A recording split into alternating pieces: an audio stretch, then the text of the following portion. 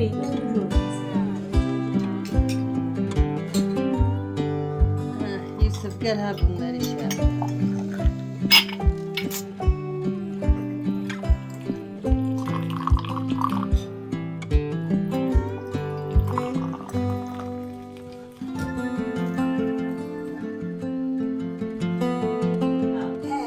Necmi bu bir yere takılıyor. Ama inşallah parmağını olur.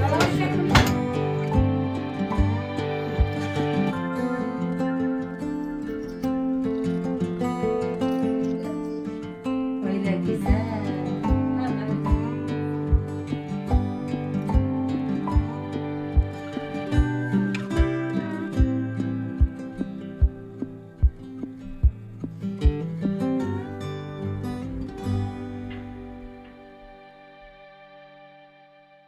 Ah, ah.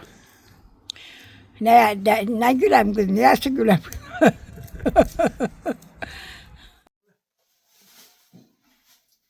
Adım Aysel. Ondan sonra 7 tane çocuğum var. 7 çocuk anası, aralarda kalası. Kimseye fayda yok, kimseye fayda yok. Kimseye de gitmem, evimde oturacağım. Ölürsem evimde öleceğim. El kapısı zor. Evimde rahat ederim. Saat 9'da kalkayım, 10'da kalkayım, belli olmuyor ki. Çayımı kaynatırım, sırfamı koyarım, yumurtamı haşlarım, yeşilliğimi koyarım. Oturayım, güzelce yerim yavaş yavaş.